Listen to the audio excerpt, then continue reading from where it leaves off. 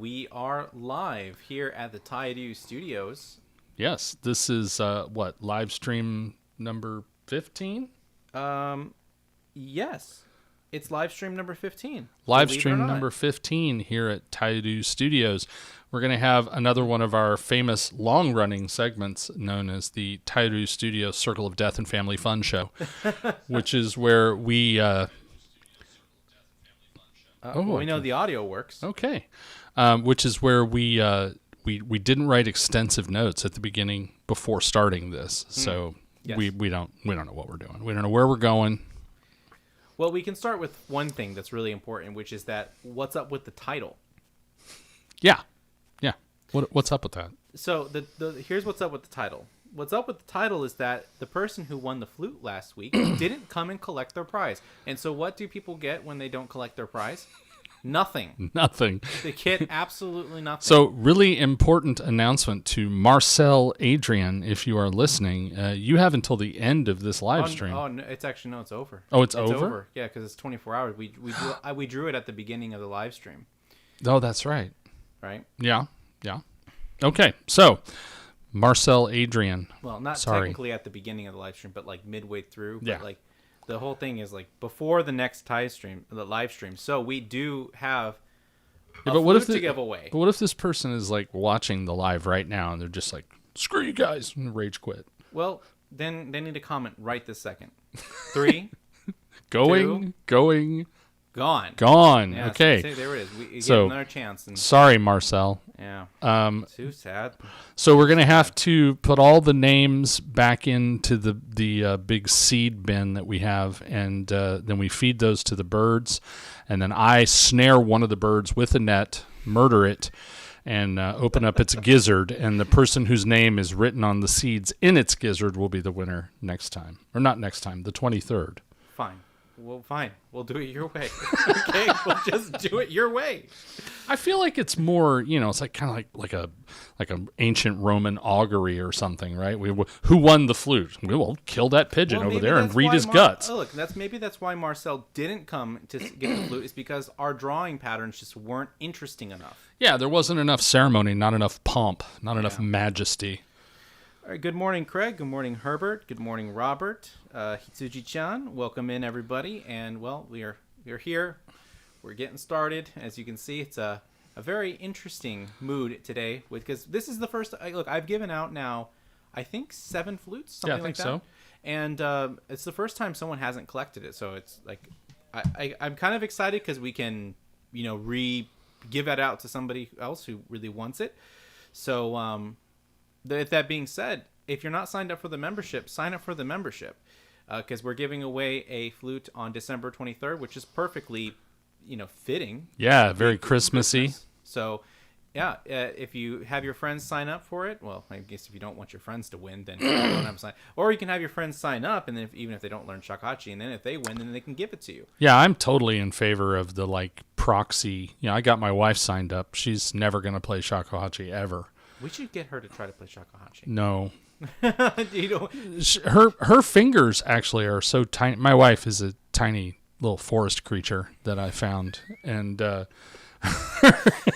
her fingers are so small she can't actually cover the holes on any of my flutes except my one weird 1.6. Well, they do. You can make the shakuhachi with smaller holes. So. I mean, I think one of the PVC flutes she probably could play pretty well, but she has no interest. That's the other thing. Yeah, if you don't have the interest, then there's nothing there, right? And in place of the word interest, you can put the word obsession or sickness, right? If you have that, then the shakuhachi is for you. All right. But anyway, because of that, if you're watching this live stream and you don't know what's happening right now, hi, my name is Sean. I'm a professional shakuhachi player. I hold the rank of Meo Daishihan in Koten shakuhachi, which is classical shakuhachi. It's a flute, Japanese flute with 5 holes on it, and we play lots of music on it.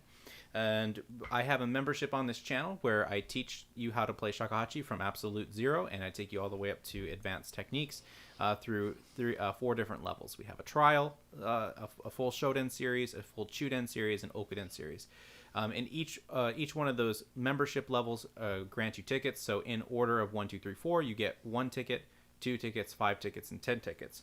And we give away bamboo flutes. So this is one that's made by my personal maker, the maker that I use when I perform, and his name is Yozan Hikichi.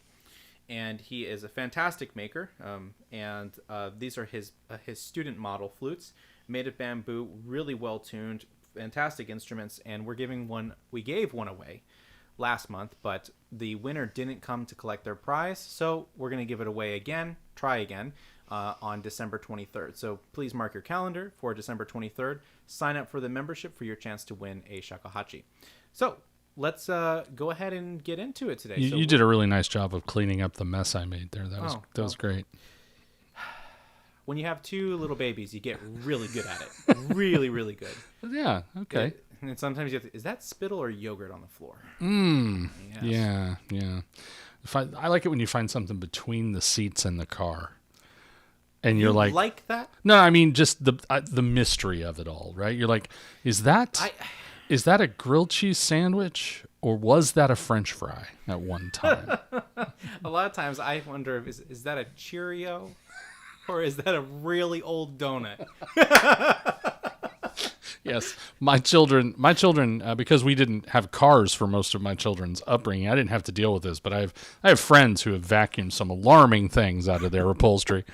All right, so I wanted to touch a little bit on a current event. Sure, please. Okay, so those of you Americans or of the Western Hemisphere, we just had Black Friday. And did you hear about the news from Black Friday? I did not. Yeah, because there wasn't any. Really? Yeah, that's the thing. Remember the good old days when Black Friday was all about like coming off the top rope, elbow first to get that tickle me Elmo? That's right. Yeah, I mean that's tradition, right? That's America. That's that is America. America. And that didn't happen at all. It was a very sane and no one died? No one, as far as I know, no one died. Or if they did, maybe that's the alarming thing. Maybe they did and it didn't make the news. But the bottom line is all the news coverage is like, well, Black Friday is over because Cyber Monday, but it was sort of Cyber Friday, online spending topped $11 billion on Friday. I wonder how much of that was shakuhachi. Not enough. Not enough, obviously. But I think that, we can't even give these things away for free. We can't give them away. No. But $11 billion, from a country that like just freaked out about the fact that prices are too high. I don't understand. But anyway, yeah. So we're having our Cyber Monday event here, and of course we live in Japan, so we're in the future. Those of you that it's still Sunday. Feel free. You don't have to wait till Monday to order your shakuhachi. That's right. And then we also so on the Taidu website, so SeanHeadMusic.com. Let me go ahead and can you write that in the chat there for me there? Yeah. Or actually, I think I can do it. SeanHeadMusic.com. So on the website right now, all of my scores are 20% off. So the discount code for it is score20, and all of the bamboo flutes are 5% off, and that will be bamboo 5. So if you want to get yourself a little bit of a discount off the website, whether it be musical scores or it be a new bamboo flute, this also includes the hitoyogiri as well. So if you were thinking about getting the hitoyogiri and want to get a little bit cheaper, type in that code bamboo 5. If for some reason the codes aren't working for you or something isn't going well, midlife crisis, I can't help you with that one, but I can help you with the discount codes, and I can make sure that they're applied to the proper area. Just email me through the website and we'll get you all set up with that. The hitoyogiri course is not a part of the discount, but the instrument itself is. Yeah. So really, really nice flute with like gold inlay around the utaguchi it's very similar to buying yourself a red sports car. It feels really similar. You're looking at that Porsche, looking at the Ferrari. Look no further. We have a hitoyogiri. That's right. And the name of it is The Monkey Cries. So I mean, like some people like it's either race car or exotic animals. That usually is where one of the places go. That's true. Just get both of them in one, right? You get the screaming monkey and it's gold. So yeah, fantastic. Yeah, I think that covers it. Since you mentioned the break, Yes. price break, we do have the Taidu Studios gift guide coming out. Yes, we do. We have a gift guide. And in addition to flutes, shakuhachi, and hitayogiri, there are a number of really lovely jewelry products and some books. A book that was published by Taidu Studios. Yes. Called The Nesting Cranes, which is a lovely children's book. And there's also some sort of handmade classic scroll making, calligraphy, and painting stuff available. And the gift guide will be headed out in your email to everybody who's a subscriber or Discord member or whatever to the studio. So if you're curious about this sort of stuff, contact us. We can definitely add you to that list. And it has, what do you call it? Discount codes. That's it. Oh, yeah, discount. It has discount codes for these various products that are available. Yeah, and it's not just shakuhachi related. There's some other things in there as well that you can pick up. Yeah, if you're interested in Japanese craft, whether it be music or like handcrafts, there's some beautiful stuff advertised. And this is hopefully the beginning of a tradition that we will do year after year. Yeah, and that's I saw the canvas start of it, like all the pages and what's being offered, and everything is really good. So I'm very very much excited to see how it goes and see if people pick up some stuff. And so if you spend too much money on a shakuhachi and you're kind of in trouble with your wife, then or your partner, I don't want to gender anyone. If you're in trouble with your partner, you can go on to the gift guide and get a gift certificate to one of the like jewelry stores or something, and that will get you out of trouble. Do you know what I learned about gift certificates? That most of them are not redeemed. Yes, it's like literally free money for companies. I learned that. Well, there are a couple of apps out there where you can call them up and say, "Hey, I've got this gift card," and you give them the code, and they type it in and check it, and they give you like 45 cents on the dollar in cash for the gift card. And I remember a few years ago there was a lawsuit about that, and I never heard whether that lawsuit was how it turned out, because there was some company that was trying to say, hey, you can just get the money. Mm-hmm. But I would imagine that Starbucks and TGI Fridays and places like that don't want that to happen. So yes, I'm sure of that. Anyway, very sure. We don't have a gift certificate, do we? No, we don't. Maybe that's our way of being able to pay you. we start giving out gift certificates. So okay, but if you tie this to them paying me, that's not going to happen. Yeah, well, that's true. I think what's the most common comment is just shut up and let Sean talk. Should we start up like a GoFundMe for you or something? Just help the producer get. No, it's like a GoFundMe. You got to wait till I have cancer to do that. Well, we can make up a disease like bamboo salicylitis or something. It's like a bamboo addiction. Yeah, well, no, it's bamboo solicitation, bamboo solicititis. Solicititis? Yeah. That's an inflation of the bamboo. I don't know. Swelling of the bamboo. Yes. All right. Well, that got weird. Okay. So look, you can't win them all. No. Yeah. All right, so let's get to some shakuhachi stuff. So as usual, we're always taking questions in the live chat. So if you have any questions about shakuhachi, technique, and so on, please don't hesitate to ask. We are here to answer your questions and give you thoughts and food for thought.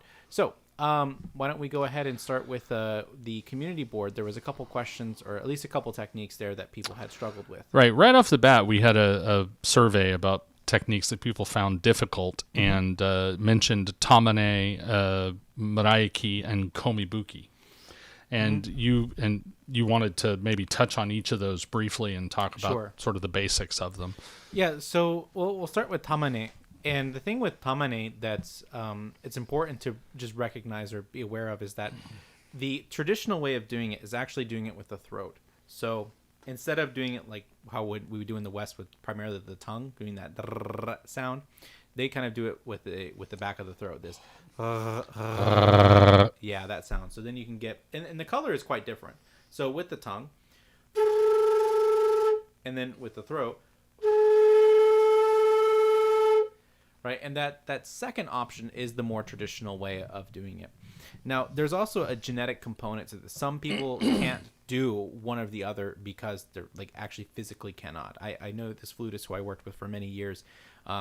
She's commissioned, or she premiered like 4 or 5 of my pieces, maybe more than that, and even commissioned me one.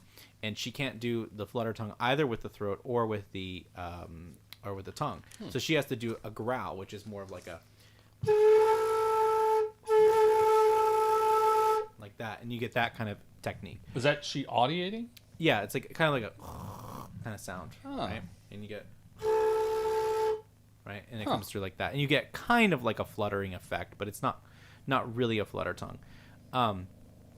But traditionally speaking, the tamane is done with the throat, so we get that kind of soft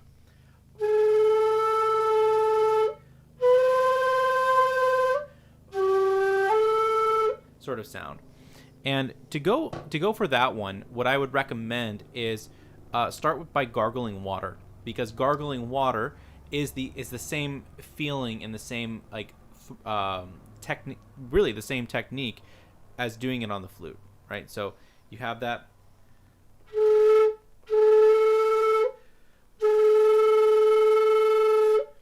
And it's really not this doing the first note that's an issue. Like, you want to just get to that point, starting something up higher, like chi, re, or e, something there. And then from there, what you want to do is start to move yourself down the flute. Then moving from one note to the next.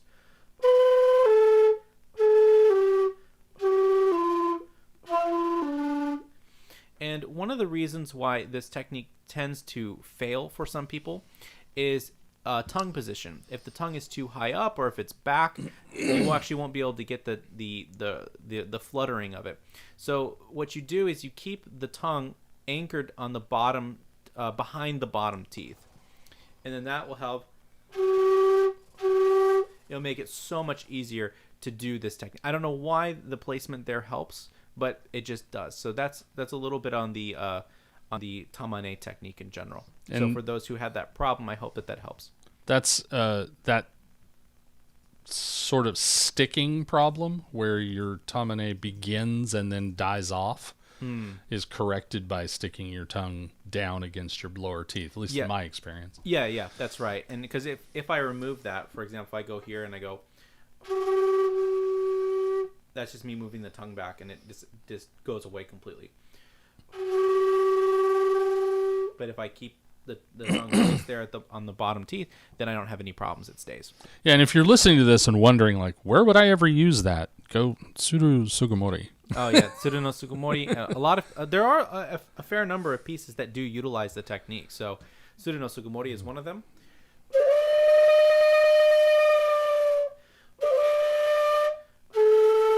Also Sokaku Rebel.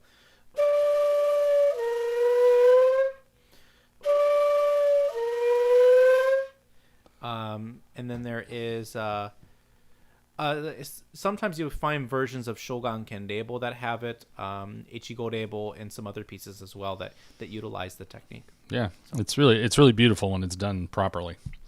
All right, so the next one is the ever popular Muraiki. Oh yes. Do you want to talk about Komibuki first, and then get to the sinkhole that is Muraiki? Yeah, so let's do Komibuki first, which is nice because this was actually one of the main themes of our festival this year in Aomori, where we were hanging out in Hirosaki, which was the birthplace of Kinpuryu and the Komibuki technique.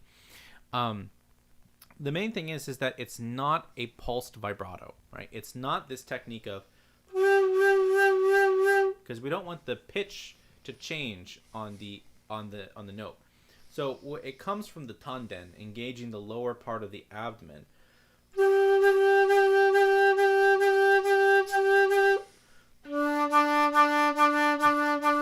And we get this, bounce of it. And it does feel like the note is bouncing a little bit. The name itself, Komibuki, means to insert the breath. And so you do feel like when you're engaging that core and you have that kind of bounce and the flexing of the lower abdomen, you are kind of forcing the air to go into the flute. but we're not changing the embouchure. We don't want to change the pitch while we're doing it. We want to change the articulation of that note. So that's like my one tip, or one, whatever they call it, 1 point for the komibuki technique. Well, I have a question too on Sure. komibuki. I find that when komibuki is in the kan register, Yes. then it's harder to keep the pitch from bouncing around as you do it. Yeah. It is. It's harder to keep it from doing that. There are certain notes I feel like that, like, when you're in kan, and especially at the high end of kan, Like he and e. yeah, and when you hit those and you komibuki on them, instead of getting da da da, you get Yeah. Like, so one of the common issues is this, right? You'll get like that, or like you drop the octave, and what's happening there is the embouchure changing. So what's happening is the person who's playing is the lips are moving inadvertently, and so if you keep that lip shape, then the problem will subside. Okay, sounds good. And I want to apologize just for the camera, but for some reason it's just like randomly, like automatically changing like the light for it. So sometimes it's just getting brighter and then getting darker. Cloud going across the sun over here. Yeah, but it's it gets kind of bright. So sorry for the random changes in light here as we're kind of going over these techniques. All right, so Muraiki, the big one. Yeah. It's still like a heavily. It's a heavenly technique, but it's heavily misused or misunderstood too. It really, I hear people teach it in a way that it's just like this airy effect. It's not sorane, right? It's not just an air, putting air into the flute, or even getting just kind of like a dispersing of the sound. It is what's actually happening in the note is that you're getting the otsu, the kan, and in some cases even the daikon, bouncing back and forth and kind of fighting each other for property rights on the note or on the flute. So when you do the roll, you're getting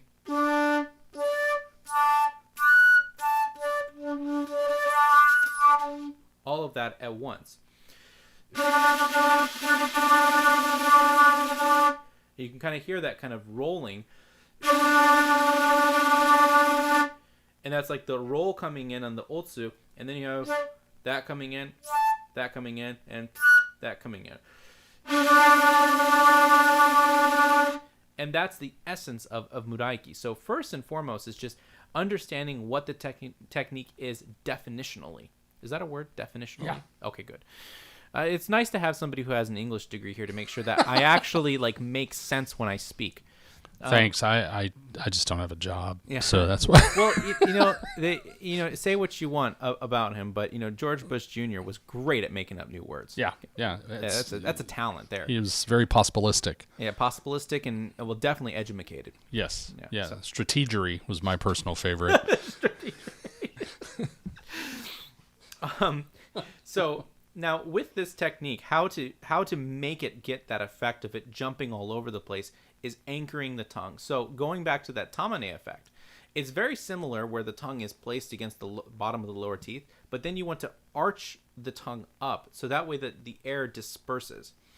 And in addition to that, you can bring the flute up a little bit closer from into kind of like a kari position, and this will help bring the utiguchi closer to the face, and then you get more of that turbulence.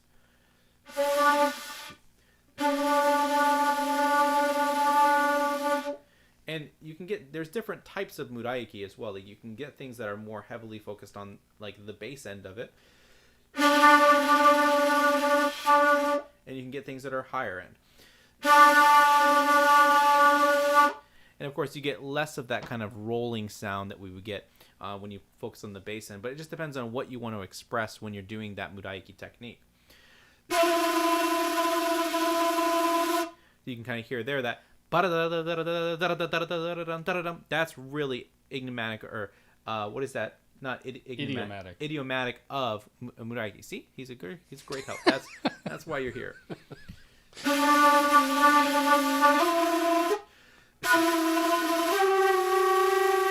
And so on and so forth. But all of those kind of turbulent sounds are what's so nice and exciting about the Muraiki. So can we talk about the common mistakes? Yeah, sure. So I think common mistake number one is that everybody thinks that Muraiki is a big overblowing technique.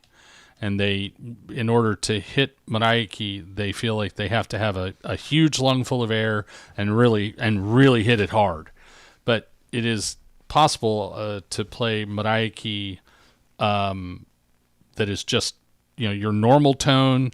Put your tongue in the right place, Muraiki happens, and back off and back to your normal tone without an extra push from your diaphragm. It's not. Yeah, I don't think that again.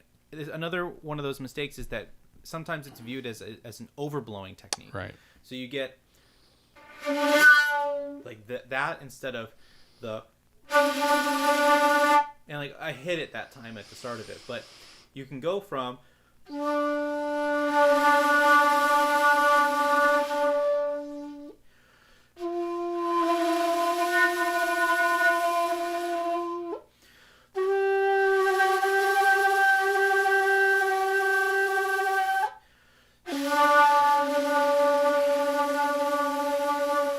and so you can smoothly go into that Muraiki technique without, having to just force out a bunch of air. And I think actually forcing out a bunch of air makes the technique more difficult. Much more difficult, yeah. And as you blow harder, you're more likely to jump the octave and lose the bottom end of it. Exactly. Yeah. So what about Kati Medi position? Do you feel like you have to, like it's easier? I feel like it's easier to start Muraiki if you're a little Kati. Well, before I answer that question, make sure that if you haven't liked this video yet, like this video. If you haven't shared this video yet, share this video. And if you haven't left a comment yet, or if you're not engaged in the chat, just say hi. We like to hear from you. That was slick. It's not your first live stream, is it? It's not my first live stream, is it? No. That was pretty smooth. Yeah, and also another thing too is that last week we tried to give away a flute, and the person apparently didn't want it, so they didn't pick it up. So we're giving away the flute again on December 23rd. So if you're not a member of this fine establishment, please hit the join button, join in, and come on in and see if you win a flute. Right. So if you join the first level, you get 1 ticket. The second level, you get 2 tickets. Third level, 5 tickets, and the fourth level, 10 tickets. We'll do the drawing on December 23rd at 11 a.m. Welcome in, Laurent. Great to see you. Riss as well. I wish that Rams games could have done a redo as well. What? They didn't win? I called. I thought they were going to win. Oh, man. So 2 bad calls. We thought we were going to give away a flute, and we thought the Rams were going to win. This is why you don't gamble, folks. So this is not a fortune-telling channel, is what it boils down to. But we do palm readings. Oh yeah, well, yeah. You have to come in person for that. Right. Laurent Hansen, always selling it. Always selling it. Yeah. Well, look, I got to make a living somehow. You got to pay the bills somehow. Yeah. All this shoji and stuff that we're surrounded by, it's not free. Yeah, it's not free. No, it is not. I can tell you that. Especially when the cat decides to poke his head through one and. Mm-hmm. Oh, and a good morning from Vasily Nemo. Oh, good to see you. It must be. Oh no, he's in China right now. So, how are you watching this? What is it? The middle of the night? Oh, it should be an hour before us, right? No. All right. So you're asking about Medi and Kati as it pertains to. Apropos to this conversation, we'll go back to the one we were prior to. Medi and Kati with Muraiki. It is easier to do it in the Medi position. Now, even when we play in Kan, right, we don't keep this position. We don't keep that position. We come more Medi. And the playing shakuhachi is constantly moving from one position to another. So, for example, if I was just to stay the same way and I was just going to play straight, the chi is sharp. Yeah. I have to go down. And Kan in general is in a Medi position. And Daikon is even in more of a Medi position than that. If I keep it the same, then those notes will just get sharper and sharper. Sharp. Yeah, and it's no good. So because we're trying to access those upper registers more easily, if you go into the Medi position, you'll access them more easily.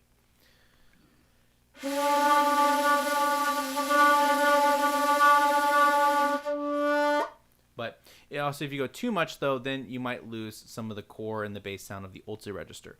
So it's a really good point. Good question. So it's a fine balance, like everything else with shakuhachi. Everything is just, it's like, playing shakuhachi is, what is that? Like, an acrobat wire? Tightrope. Yeah, tightrope. That's what playing shakuhachi is like. All right. Well, so there was an other category, but since no one specified what the other was, we don't really know what people were responding to there. But yeah, I think, when you talk about the big three that people really struggle with, Tamane and Muraiki are things that are hard to make it happen. And Komibuki is something that's hard to understand. I think it's not that it's hard to do a pulsed breath. It's just it's hard to understand how it fits musically and where to use it and when not to use it. Yeah, and I think too, like, we could go into that, but there's I don't want to make it as a Komibuki live stream, but there is a way to approach that. One thing I would do is, if you're confused on what to do with Komibuki, is that you should listen to Jin Nyodo play. Jin Nyodo was originally a Kimpu player. He comes from the north, and his Kimpu recordings are very good. So I would just listen to how he does Komibuki, because he does it in the traditional style, like the classic. Yeah, the classic way of doing it. So I would really recommend him as a resource. Yeah, those of you that if there's anyone watching who's not a shakuhachi player and you've never looked at shakuhachi scores, none of this is written down. None of this is in the score. Yeah, even in those scores too in the north, they don't say komi. They don't tell you where to do komibuki. They have this phrase that they use, which is called haru, which basically is like it's a note that's strong. So it's a note that potentially can have komibuki in it, but it doesn't mean it has to. So as you play the pieces more, you start to just get a feel of where komibuki should be put in. You begin to imitate your instructor and then eventually feel it yourself. Well, even outside of that too, like you can play a phrase that might do something like,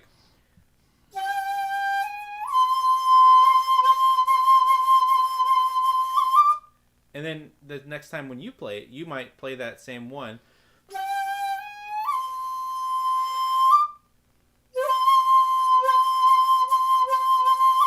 And then you only do it on the second one. You don't do it on the first one. So again, it's all about what do you want to express in the piece, and do you want to put komibuki there? And I like the way that Nick Belando puts it, where it's look, I want to play shakuhachi, I don't want to play komibuki, right? And so the komibuki is just an additive, right? Additive or a spice on top of the dish. It's not the dish itself. I wonder where you learned that phrase. Where did that come from? With that one, the spice. From that, I've been saying that for years now. Oh, I got that from my viola professor. Oh, okay. Because I said it 2 weeks ago. I was like, it's it's a condiment. It's not an ingredient. Yeah. Right. Goes on top. I do lots of. It's one of the reasons why I have a hard time, losing any sort of weight, because, I just really like food a lot. So I'll use food and analogies all the time, and so by the end I'm just like, yeah, play it again. So I just noticed Raglani says, hi from St. Louis. Today is my 1-year anniversary of playing shakuhachi. Congratulations. Wow. I also keep track of that. I call it my shakuhachi-versary. Shakuhachi-versary. It's interesting. We have someone who likes the Rams and someone who's from St. Louis. I was born in St. Louis.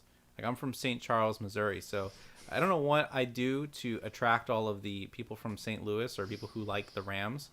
But look, we are the Show Me State. So, well, I'm from California, and that's where the Rams are really from. We weren't born in California. No, but that's where the Rams are really from. How? There's only 16 people who are watching right now. We don't have to just kick. We don't have to analyze. We don't have to. We don't have to. Wait until we get to 200, and then it doesn't matter if we lose 10 or 15. So we don't have to alienate half the audience. I know. I think it's more than half the audience, because apparently everybody's from Missouri except for Vasily. So yeah, you have this ability to attract people from St. Louis, and you also have this ability to attract men named Robin. That is true. Look, trail less taken here. I took my basic training in St. Louis, right? I'm calling all these people, from St. Louis. If you're wanting to learn how to play the shakuhachi, apparently I am your guy. That's right. That's right. Yeah. Well, so how many guys named Robin have you taught? 7. What? I know. Isn't that insane? Okay, my name is Robin. My legal name is Robin. I don't think I've met 7 guys Also named from, Robin like, in my whole from life. 5 different countries too. That's right? crazy. That's what's really weird about it. Like, because I was like, all right, look, we have a guy named who's German, who's Robin. Okay, all right. There's this Chinese guy whose like American name is Robin. Okay, but then when I got a student who's from down under, and his name is Robin, that's when I knew that there's like I think some voodoo witch hex is on me, and I'm just collecting Robins now. Yeah, you should listen to what the old gypsy woman said. Okay, so yes, SYD. Damn, that's a lot of Robins. Mm-hmm. That's a lot. It's a lot of Robins. So Laurent says something really interesting here. He says there's no embai techniques are written down in the Hichiriki scores. So the embai technique it's kind of like it's the in-between notes that you're starting to, again, and they actually, the name embai, it has to do with like plum. Like one of the characters of embai is plum, so it's like adding some sour to it, adding some sour flavors. Oh, like umeboshi taste. Exactly. So you get these kind of in-between notes within the Ritsu scale. So you get something like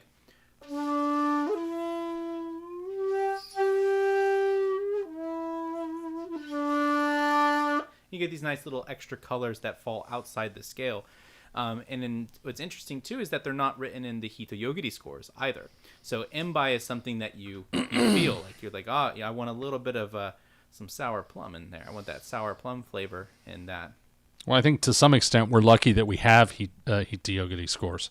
Oh yeah, absolutely. The fact that I think there's only 14 extant documents of Hitoyogiri. There might be like 16 because 2 of them Nick and I have them, but I don't think anybody else really has them. It was a part of a score collection that someone had in their in the temple attic, right? And that's they're crazy. Gathering dust. So, but yeah, there's like no extent repertoire of this. It's all in these little score collections. Well, and this is like the 4th time that Nick Belando has come up in the last couple of live streams. So we really do need to get Nick on here for at least a chat or an interview or something. Well, I was hoping to have him come down in January to actually do some recording here and get some of the Hitoyogiri stuff recorded for posterity purposes, as well as doing some Kinpuryu stuff as well. So if we can make that happen, then perhaps we'll have him on the live stream and we can both hang out here. Yeah, I really do think that it's fascinating to have you play and then have Nick play and like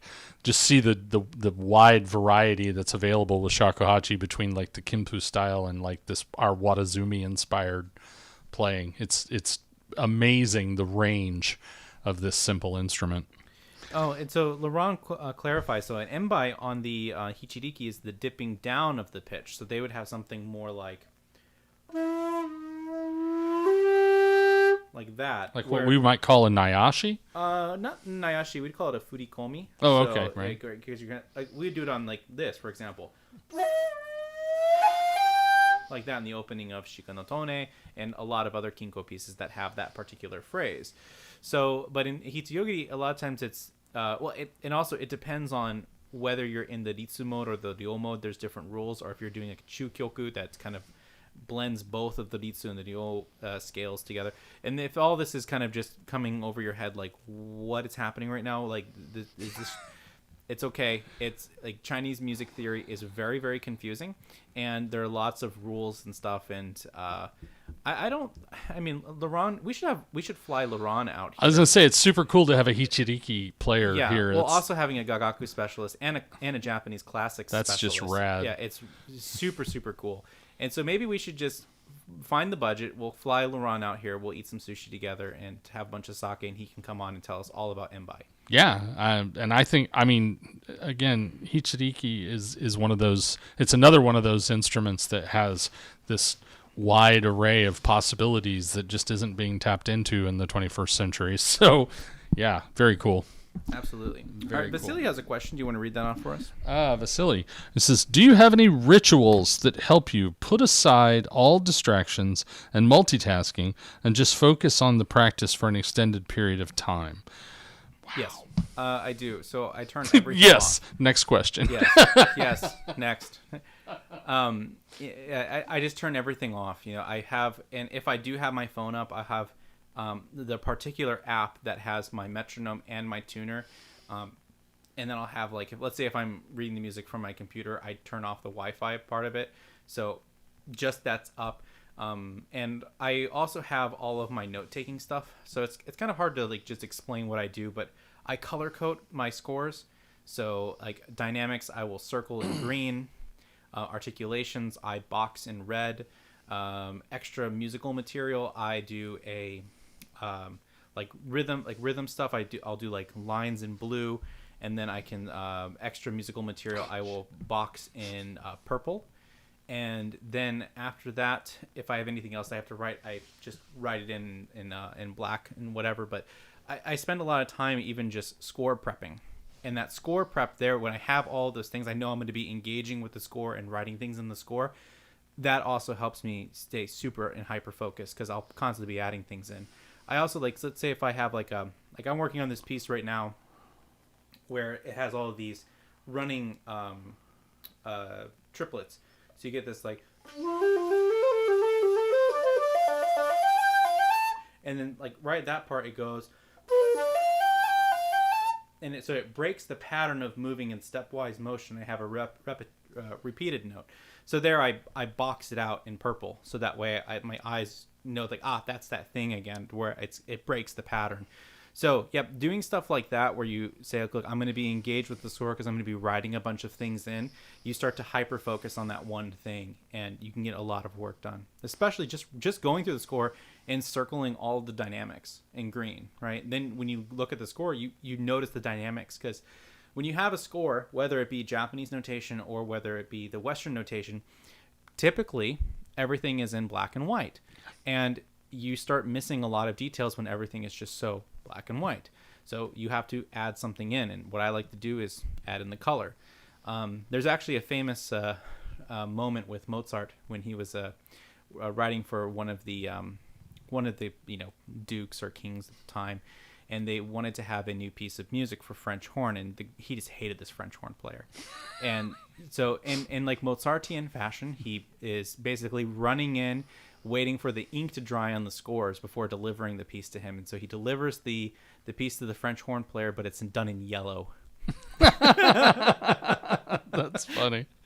So, side note. Yeah. What is that instrument called? In America, we call it French horn. The French call it English horn. It's just horn in some places. Yes. What is that instrument called?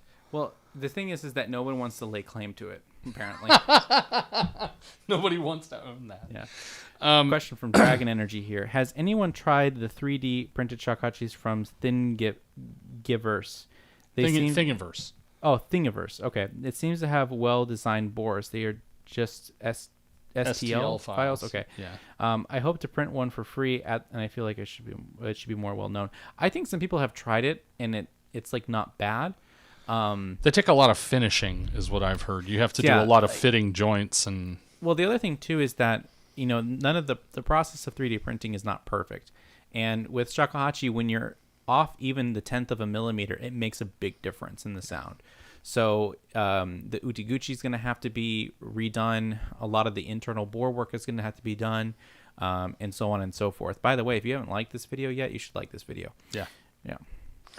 If you with 3D printing in general, the big quest now is for higher resolution, which will sort of fix some of those problems. But there's a couple years ago, I was very interested in the 3D printing thing. Mm-hmm. We had some guys in the Discord that were doing 3D printing, and they were struggling with problems like air leaks or with things, just joints not fitting very well, and they ended up having to do a lot of handwork to get the thing to fit. And the other thing too is, what are you using to print? Are you using like ABS plastic? Are you using was that PET bottle plastic? PET. Yeah, PET. Are you using resin or whatever it may be? Because certain products are going to work better. And if you're using a low quality plastic versus like carbon fiber or a high quality carbon fiber, you're going to get a way different result.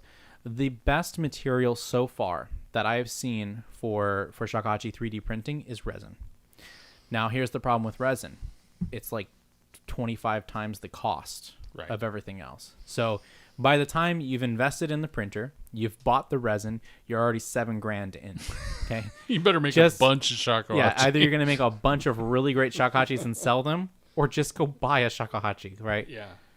Because $7,000 would get you a really nice Oh, bamboo flute. That would get you like the best of the best right there. A beautiful Cadillac Elantra of flute. bamboo. Yeah. Yeah. Mm-hmm. But great question. Thank you for asking that, Dragon Energy. Again, very fitting name for this channel. Yeah, and by the way, if you do that, if you decide to 3D print one, we would be fascinated to see your results and post it on Discord or whatever, and we would love to see how that turns out. Speaking of which, if you're not a member of the Discord, go join the Discord. And I see here, LeRon and Dragon, you guys are not interested in winning a flute, I see. So let me tell you guys how you can win a flute if you'd like to win a flute. So on this channel, we have a special membership. So if you hit that join button, you get access to a bunch of lesson materials. And when people join for those lesson materials, I give away free flutes. We tried to give one away last week, but they didn't accept their prize. So we are going to be giving away it again on December 23rd, the last Monday of this year's live stream. And it will be at 11 a.m. And all you have to do is just sign up for the membership. If you are in the first level, it is 1 ticket. If you're at the second level, it is 2 tickets. The third level is 5 tickets. And then the last level is 10 tickets. So everything is done by ChatGPT, so it's completely fair. I don't make any choices on it. And as disappointing and boring as that is, yes, yeah, it's ChatGPT. Well, I'll hear another option later. Right? Okay. Oh, here, I got one for you. Ready? So what we do is we're going to plant a bunch of bamboo, and we'll have to plant thousands of bamboo and whatever, and we put the names on all of the bamboo shoots, right? And then after they come up and they get bigger and they grow, then we'll hire a swordsman to go through and cut down whichever piece of bamboo that he would like. And then when he cuts that one, we grab the name from the inside of the bamboo, and that's the winner. That sounds great. Yeah. But if you only want to give away one a year, maybe. Every 5 years. It takes some time to grow the bamboo. Right. Yeah. Herbert Haas is asking, how relevant is muscle memory for your playing? Very, very much so. Next question. I think with this sort of like muscle memory, it's like, look, even when I take the flute up to my face and I blow the note, I don't think about where I'm placing it. The flute just comes. There it is. I'm ready. Yeah, sometimes he hits himself in the eye. It's really embarrassing. Like that, right? But I don't think about bringing it to that note. Or if I say, look, I'm going to come here and play this Gono Ha, I know exactly where that note lives and where it wants to be played. Even like certain passages, like this, like Sude, for example. Like that's so ingrained into my hands that's one of the first things that I play on the shakuhachi. If someone asks me to play something, I usually start with that Sude, and then it might go to something else that's just built in muscle memory. For example, another one would be, which that phrase happens a lot in the music that we learn in like the Watazumi Dokyoku tradition. So there are a bunch of things that are just, I don't even think of that while I'm doing them. They're just, those sort of set phrases. Trail Less Taken asks, was I the winner of the fun from last week? Nice try. Nice try, but no. Nice try. No, your name has to be Marcel. Yeah, Marcel. All right. Well, I think that if he watches this live stream now, he'll go, oh, dude. Right? Wait, what's the guy from How I Met Your Mother, the Blitz? Is that the name? Yeah, I think so. Yeah, it's like, oh man. Yeah. All right. Well, we've actually been very fortunate with some questions here that have kept us rolling along and gotten us completely off of our very skeletal script. Yes. Very skeletal. Would you like? Are there any other questions you guys want to hit us up? Yeah, please. I mean, I prefer always taking questions directly from the audience. I like engaging with you guys. Like this, it's a lot more because I feel like I can help you more rather than just hitting like kind of like the bare bones issues. Wow. Dragon Energy says maybe we can ask AI to design the perfect bore. Oof. Well, so one thing we have to be careful with AI is remember that it's a language learning bot. It's not something that can actually create or design anything. Yeah. So it would have to take source material about shakuhachi making, and then from there it could then design a bore on what you would want. But I think one of the things that would be helpful is one of the researchers at Osaka Daigaku has actually done MRI scans of a bunch of flutes and has the inner dimensions of everything.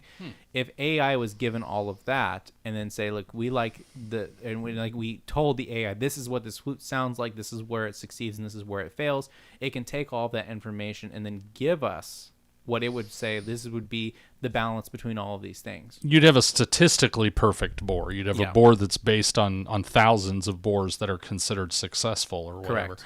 I know that similar things were done in the 1990s, 1980s with percussion.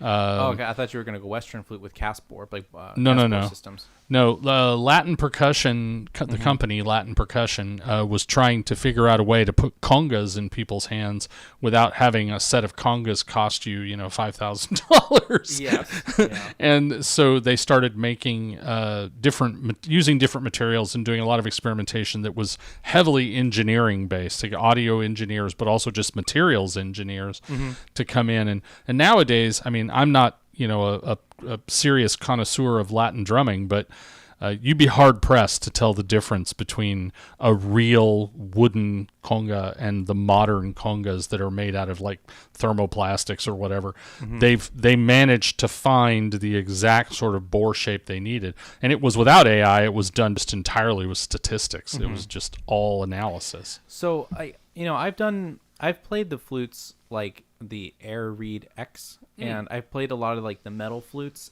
and metal, bro. Where was I going? You've played them. Yeah, so I've played them, and there were things about them I did like, right? I really liked the core of the sound of the metal. I also liked just the power that it had behind it, but there was a very obvious, this is not bamboo.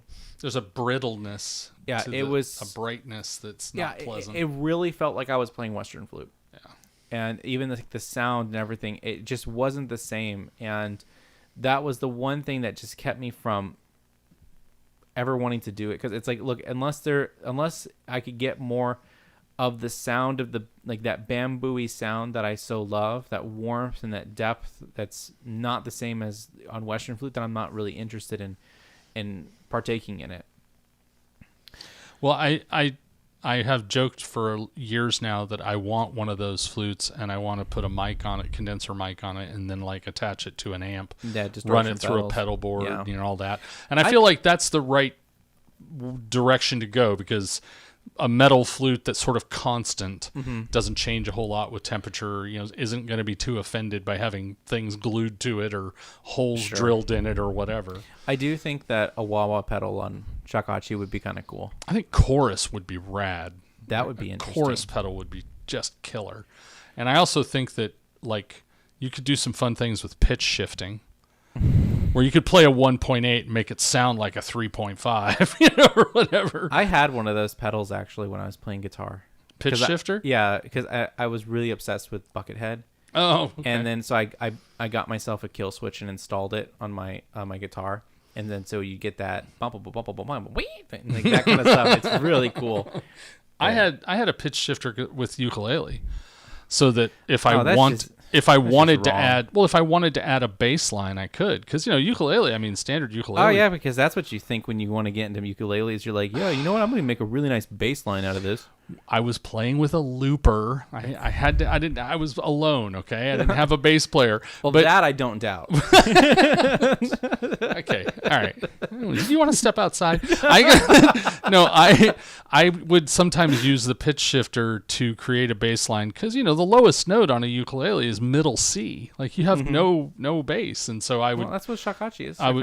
Yeah, but shakuhachi is not a chord-based instrument. You're not. Yeah. It's not a chordophone, so it's hard not to be able to play low. And so I would with the looper, I would hit the pitch shifter and play the bass line first, and hit it and repeat, and then go back to my normal tone. That's a lot of money. That's a lot of money to put into equipment so that you can play 8 bars of a bass line, and then go back to your normal tone. All right, we have another question from Trail Less Taken. So. I am still playing the first song, Hinomaru. I do not want to move on to the next one until I can play it perfectly. Or should I move on forward to the others? The reason I have not moved on is I find it hard to go into row, and once I'm in row, I find it hard to drop out of it and playing normal notes. So I'm thinking you're talking about like the octave jumps that are happening in there. You should definitely move on. There's my sort of philosophy around teaching when it comes to the beginners is that I'm looking for somewhere between 70 to 75% correct. The thing is that there are so many things that you have to learn along the way, and you're going to be focusing on all the things that aren't really that important. Being perfectly in tune is not important right now at your level. Making sure that you hit con every single time is not important at your level. What's important is developing a relationship with the flute where you are understanding where the notes are, reading the music, being able to say, tsu, that's this note. Okay, this is re, or I know what con is, and I hit it 70% of the time, and other times it falls out. That stuff will get better as you continue to move on into the book and get through the other repertoire. So don't get hung up on that. Keep pushing yourself forward. Yeah, there's a really simple saying to keep in mind. Perfect is the enemy of good. You can be doing well. You can play something that is objectively good, but that isn't perfect. And if you're going to hold yourself back with a standard of perfect, you're going to have a really hard time progressing. And I think just the element of what we're doing in music, right? I don't think there is a notion of perfect. I was about to say, how do you define perfect? Yeah, it doesn't make any sense to me either, because what makes shakuhachi so much fun and so interesting is the imperfections that exist inside the sound. So when you play honkyoku and you get these interesting fluctuations in pitch, or sometimes you get an overtone that's unexpected, that's like I like that. Right? He doesn't like that when I do it in my lesson, but it's okay for him. Yeah. Well, when you play on a 3.0, then you can do whatever you want. Okay. But even the thing is though, is like when you play like a con row and you want it to hit that beautiful thing, but you get the overtones instead on the piece, that's not a mistake. It's a part of the piece. It's what happened in that moment. Personality. Yeah, it definitely is personality. That's super cool. And although I will say I applaud your desire to perfect your sound. Yes. But yeah, Sean is right. You gotta take the win and move on. Take the win and move on. And then 2 years from now you'll come back and mess around with Hinomaru and you'll be like, wow, this sounds great. Yeah. Well, even like 6 pieces in, once you're on like number 7, number 8, you can go back to Hinomaru and you'll be like, wow, this is so much easier than when it was just a month ago. And I remember even with you, right, when we were going through the beginning books, right, and we went to the same pieces, we'd go into Honshirabe and you'd be playing just like, I'm just not ready for this. I'm like, yes, you are. And we get to the end of Honshirabe and I'd say, okay, let's go to the next piece. And you're like, no, they did no. And I remember actually, I think for you, I was like, okay, let's go back and let's play the first piece. Like, let's go back and play Chugoku Chiho. Yep. And we played that and you're like, wow, I played really well. That sounds nice. Yeah, it's like, yeah, okay, when we go like 5 or pieces after Honshirabe, that will start to sound nice too.